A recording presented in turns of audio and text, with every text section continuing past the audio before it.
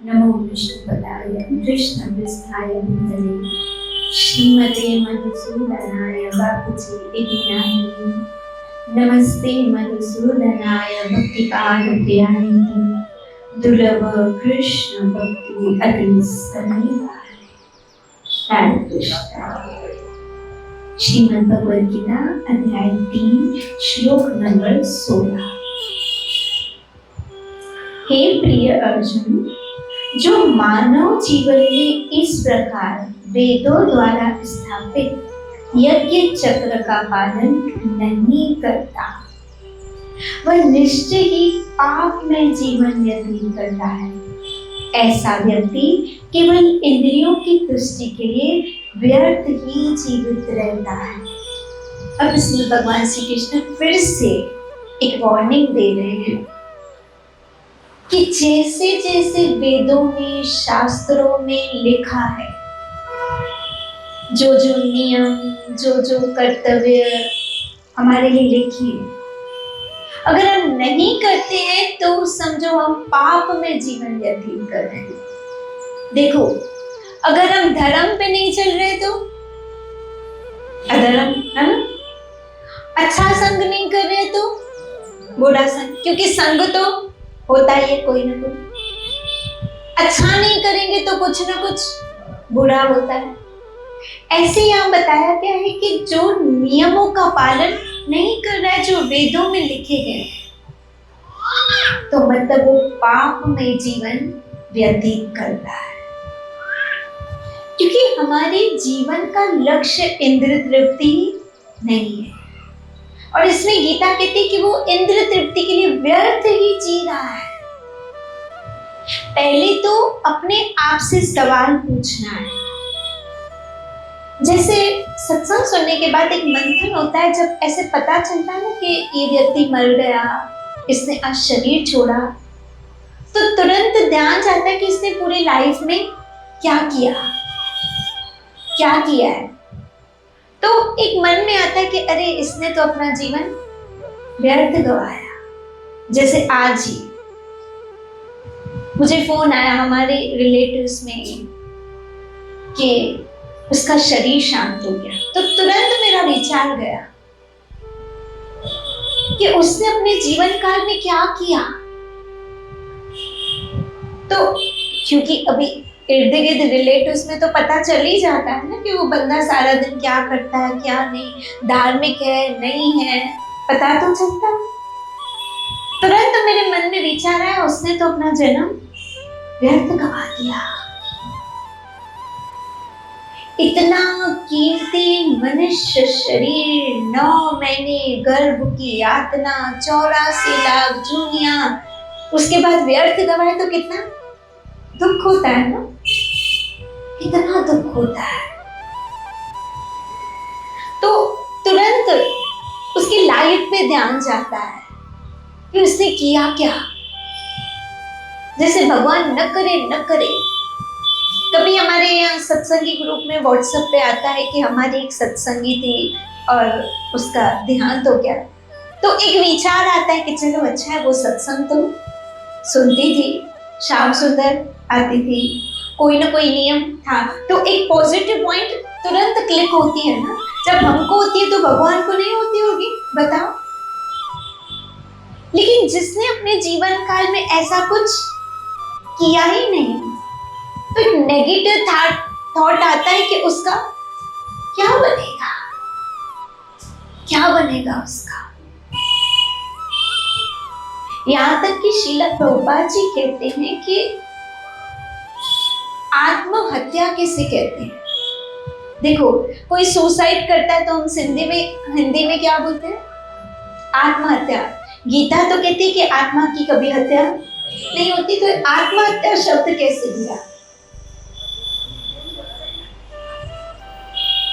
आत्मा की तो हत्या कभी, गीता में पढ़ा है ना आपने, आत्मा को न सुखाया जा सकता है, न भिगोया जा सकता है, न खंड खंड किया जा सकता है। आत्मा अमर, अविनाशी और अगुणनशील, ये सब आत्मा के। फिर आत्महत्या का मतलब क्या हुआ। चलो मैं बताए। हाँ हाँ, तो विवेक और आत्मा एक चीज नहीं है। खुद आत्मा नहीं है वो, एक्चुअल में खुद उसको क्या बोलेंगे? आत्म, आत्महत्या, आत्महत्या कहेंगे एक्चुअल में। मतलब उसने क्या किया? खुद को खुद ही मारा। लेकिन एक है आत्महत्या, सुनो वो कौन सी है, ध्यान से सुनना। जो जीव भजन नहीं कर रहा वो आत्महत्या कर रहा है। कैसे? क्योंकि आत्मा का स्वरूप क्या है? सच्चित, सच्चिदानंद स्वरूप। और भगवान का स्वरूप क्या है? सच्चिदानंद स्वरूप। आत्मा और परमात्मा, जब आत्मा अपने आप को परमात्मा से अलग कर रही है, मतलब वो अपनी हत्या कर रही है, तो भजन न करना इसका मतलब ये नहीं कि आत्मा मर रही है, लेकिन कहीं ना कहीं वो आत्मा को दुख पहुंचा रही है, हानि पहुंचा रही है। शरीर को नहीं हानि पहुंचा रही, किसको? आत्मा को हानि पहुंचा रही है। क्योंकि शरीर तो क्लब में बैठा है, होटल में बैठा है, ड्रिंक कर रहा है, नॉनवेज खा रहा है, शरीर मजे कर रहा है, लेकिन उसकी आत्मा अंदर दुखी हो रही है। क्यों? क्योंकि उसको भजन नहीं मिल रहा है। तो श्रील प्रभुपाद जी अपनी लैंग्वेज में कहते हैं कि अगर कोई भजन नहीं कर रहा है, मतलब वो क्या कर रहा है? आत्महत्या कर रहा है। तो इतना कीमती मनुष्य शरीर यूं ही चला गया व्यर्थ, और खबर पहुंची कि वो मर गया। मतलब अब उसके पास कोई चांस नहीं है। हमारे पास चांस है, अभी भी समय है, हम कर सकते हैं, लेकिन अब she is no more, he is no more, अब वो है ही नहीं तो क्या करेगा? मतलब खेल खत्म। मैं सच कहती हूँ, जब भी मैं किसी के लिए भी सुनती हूँ, मुझे तुरंत विचार आता है कि उसने अपने जीवन में क्या किया। सिर्फ इतना भी होता है ना कि उसने सत्संग सुनी, उसने भजन किया, एक दिल को तसल्ली होती है कि इसके साथ अच्छा होगा, इसका बुरा नहीं होगा। थोड़ी बहुत भी सेवा की, थोड़ा भी कुछ किया, तो एक तसल्ली होती है कि चलो भगवान उस पर कृपा करेंगे। उसका ये जिससे कुछ नहीं किया हो तो क्या बनेगा उसका? इतना कीमती मनुष्य जन्म व्यर्थ गवा दिया। और भगवत गीता कहती है, अगर वो तमोगुण में मरा तो नीचे नरक लोकों में जाता है, अगर रजोगुण के भाव में मरा तो इसी पृथ्वी लोक में आता है, सतोगुण के भाव में मरा, उस वक्त उसके मन में भाव सतोगुणी है, तो उच्च लोकों में जाता है, जहाँ महर्षि साधु संत निवास करते हैं, वहां जाता है। लेकिन अगर वो भजन करते करते मरा भगवान के धाम में जाता है। ये सारी स्टेशंस बताई गई है कि अगर तुम ये प्लेटफॉर्म पे शरीर छोड़ रहे हो तो तुम्हारी स्टेशन ये होगी। ये भगवत गीता बता रही है।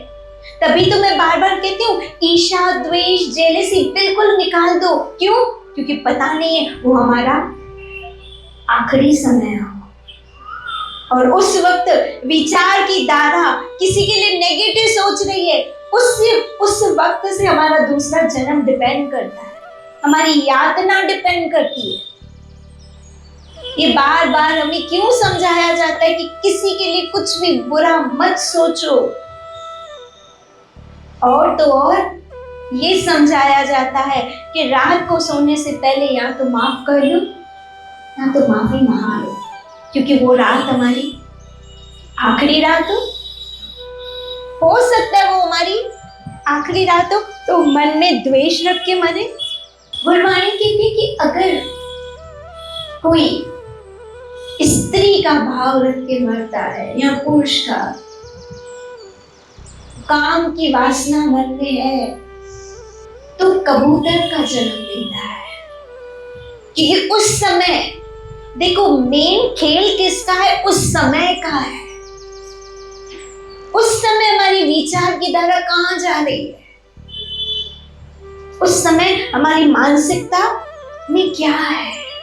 कभी कभी मरते समय 90% ये चिंता होती है, जबान बंद होती है, बोल सकते नहीं है, प्रॉपर्टी का क्या होगा, मैंने तो विल बना ही नहीं, बड़ा लेके जाएगा, मेरी बेटी को तो देंगे नहीं, ये चिंतन चलता रहता है। क्या ऐसे में भगवत प्राप्ति होगी, भगवत धाम की प्राप्ति होगी? नहीं। मेन खेल उस समय का है, और उस समय विचार क्या होंगे जो हमने पूरी जिंदगी में किया होगा। पूरी जिंदगी भजन किया होगा ना, तो अंत में क्या याद आएगा? भजन। सत्संग की आदत होगी, उस समय सत्संग याद आएगा।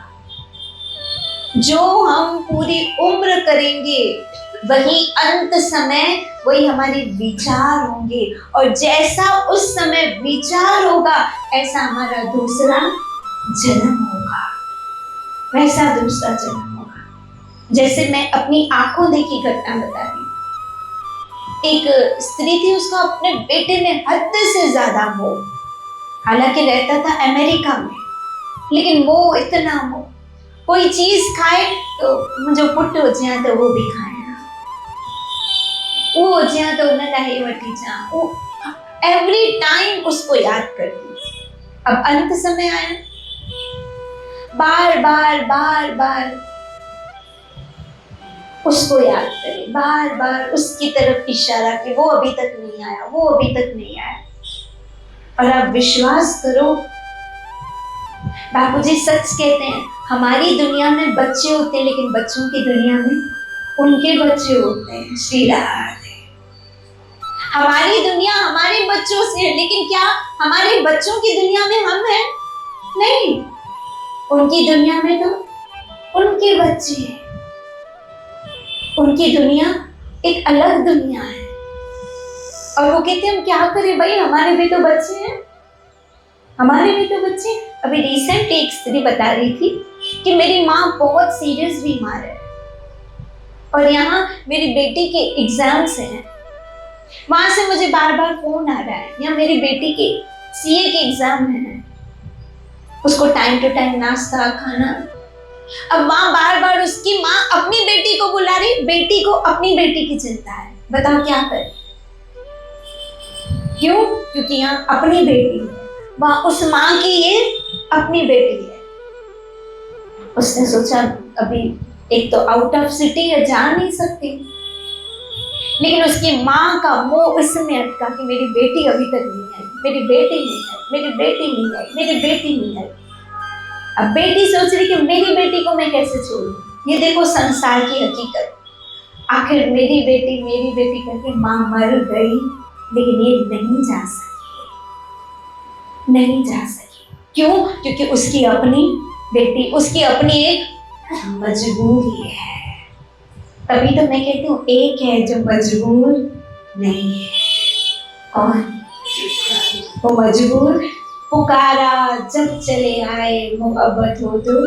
वो कभी आपको बोलेगा सॉरी माना तो चीज़ ना मारो, घुमाइए सब बिजी हैं, बोलेगा सॉरी सॉरी, अभी तो मैं राधा रानी के साथ विहार करने जा रहा हूँ, अब नहीं आ सकता हूँ। नहीं, वो बेपरवाह बादशाह है, वो कहीं लाचार नहीं है, वो मजबूर नहीं है। रिश्ता उससे जोड़ो, रिश्ता उससे जोड़ो जब भी बुलाओ आ सके। श्री राधे। उसकी कोई मजबूरी ना हो। मैं क्यों वरूं ऐसे वर को जो जीवे और मर जाए, मैं तो वरूं मेरे गिरधर को मेरी चूड़ी अमर हो जाए। मीरा कहती है कि मैं उस पति से विवाह करूं जो मरेगा तो मैं विधवा हो जाऊंगी, क्यों ना मैं उस पति से विवाह करूं जो मैं कभी विधवा ही ना हूं, जो मुझे चूड़ी उतारनी ना पड़े, मुझे बिंदी नहीं उतारनी पड़े, मुझे मांग नहीं उजाड़नी पड़े, क्यों ना मैं उससे शादी करूं। इसे मीरा कहती है, मैं क्यों मरूं ऐसे वर को जो जीवे और मर जाए, जिसका जन्म हुआ है उसकी मृत्यु होगी। मैं वरूं मेरे गिरधर को मेरी चूड़ी अमर हो जाए। उससे नाता जोड़ो, उससे रिश्ता जोड़ो जहां से निराशा की कोई संभावना ही नहीं। भगवान ने कभी किसी को निराश किया है? हम अपने स्वभाव से हुए वो अलग बात है, लेकिन उसने हमें निराश कभी नहीं किया है। हम हुए हैं निराश हमारे स्वभाव से, हमारे कर्मों से, हमारी हालतों से, लेकिन भगवान की तरफ से हम कभी निराश नहीं हुए। कैसे? तो देखो, जब द्रौपदी की सारी उतारी जा रही थी, सब मजबूर थे कि नहीं थे? पता सब थे। आपको तो ये लीला पता है। उसके 5 पति मजबूर, धृतराष्ट्र, भीष्म पितामह मजबूर, कृपाचार्य, सब के सब मजबूर, सब के सब। तब द्रौपदी ने सोचा कि मैं कैसी सभा में आई हूं जहां सब मजबूर लगे पड़े। कोई किसके हाथों मजबूर है, कोई किसके हाथ में मजबूर है। ऐसा कौन है जो कहीं भी मजबूर नहीं है, जिसको कोई मजबूरी, कोई लाचारी नहीं है? ऐसा कौन है? तब तुरंत आवाज आई, द्वारकाधीश, हे द्वारकाधीश, हे द्वारकाधीश, हे द्वारकाधीश। एक वो है जो मजबूर, सब अपने बैठे थे। सब कौन थे भाई? पति से अपना और क्या हो सकता है बताओ? पति से अपना क्या हो सकता है? 5 पति बैठे थे लेकिन मजबूर थे। क्यों? क्योंकि वो द्रौपदी को जुआ में हार चुके थे। मजबूर थे। सब मजबूर हो सकते हैं। क्यों? क्योंकि हर एक की अपनी दुनिया है। हमारी दुनिया में जो है उनकी अपनी दुनिया है। याद रखो, जो हमारे अपने हैं ना, उनके भी कोई अपने हैं। श्री राधे। हम ये गर्व करते हैं, ये मेरा है, ये मेरा है, लेकिन उसका भी कोई मेरा है, उसका भी कोई मेरा है। अगर वो मेरा बेटा है तो उसकी भी पत्नी है, उसके भी खुद के बच्चे हैं। ये भगवान समझाना चाहता है कि इस मोह में मत पड़ो। वो कब तक मेरा है? जब तक उसके जीवन में अपना नहीं आया है। जैसे ही उसके जीवन में अपना आ गया, वो आपका अपना नहीं रहेगा, आपका अपना नहीं रहेगा। इसलिए जब द्रौपदी ने देखा कि कोई भी तो नहीं है, तब सोचा एक है जिसको कोई मजबूरी, वो कहीं लाचार नहीं है, इसलिए उससे संबंध जोड़ो जहां सब मजबूर हो जाए लेकिन वो मजबूर ना हो। और उसका दरवाजा हमेशा हमारे लिए खुला रहता है, हमेशा खुला रहता है। इसे हमें गीता क्या समझाती है?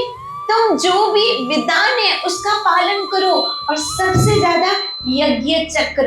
यज्ञ चक्र का मतलब ये जो हम माला कर रहे हैं, ये क्या है? ये चक्र है। एक जगह पूरी हुई, फिर से शुरू हुई, फिर पूरी हुई, फिर से शुरू। इसका पालन करो, अर्थात जप करते रहो, हरे कृष्णा कृष्णा कृष्णा हरे हरे, हरे राम राम राम। ऐसे लगता है कि ये जो हमारा सत्संग का नियम, ये चक्र नहीं। जाते हैं फिर दूसरे दिन आते हैं, फिर जाते हैं, फिर उसी दर पे हम। मुझे कभी कभी लोग कहते रोज श्याम सुंदर में जाते हो, रोज सत्संग होती है आपकी? मैं बोलती हूँ रोज जाते हैं। क्यों? क्योंकि आना जाना ये चक्र ही तो हमको जन्म मरण के चक्र से छुड़वाएगा। यही हमें जन्म मरण के चक्र से छुड़ाएगा। और जिस दिन, भगवान न करे मैं अपनी बात कर रही हूँ, जिस दिन ये पता चले कि फलाना चला गया, तो हमारे लिए भी कोई सोचेगा सुठो सत्संग की हुई, सुठो श्याम सुंदर मेहंदी हुई, सत्संग करनी हुई, कुछ तो सुठो थी ना, कुछ तो अच्छा होगा। क्यों? जिसके दर पे आए बुरा तो नहीं करेगा ना हमारा। और अभी तक अच्छा ही किया है, उसके दर पे आते रहो, और अच्छा होगा, और अच्छा होगा। इसलिए आज सच्ची बताती हूँ, पहले मेरी आज एक दूसरी जगह भी सत्संग थी 6 बजे, तो मुझे फ़ोन आया कि उनका शरीर शांत हुआ। तो मैंने बोला सर कितने बजे? तो बोला 6 बजे। मैंने बोला अरे बाप रे, किसी से कमिटमेंट किया है सत्संग का, उन्होंने सबको इनवाइट किया है और उन्होंने डिनर तक सबका किया था, तो कैसे? फिर मैंने सोचा चलो 6 के 7 बजेंगे। तो मैंने कहा शाम सुंदर मिस हो जाएगा। जब भी सत्संग मिस होता है ना तो तकलीफ होती है कि अरे हमारा नियम टूटेगा। सत्संग मिस मतलब एक बहुत नुकसान लगता है कि जैसे बहुत बड़ा नुकसान हो रहा है। तो मैंने कहा अरे यहाँ तो वो सत्संग छोड़नी पड़ेगी, यहाँ तो मैंने सोचा ठीक है वो सत्संग से डायरेक्ट जाऊंगी। लेकिन मन में बार बार हो रहा था कृष्णा मेरी सत्संग मिस ना हो, क्यों ये सत्संग उसको अर्पण कर दूंगी लेकिन सत्संग मिस ना हो। फोन आया, बोला 9:15 बजे सर होगा। लगता है भगवान मेरे लिए सोच रहे होंगे चलो इसके 2 सत्संग पूरे करते हैं, वैसे भी तो जी चलने वाला तो बाद में उठा देते।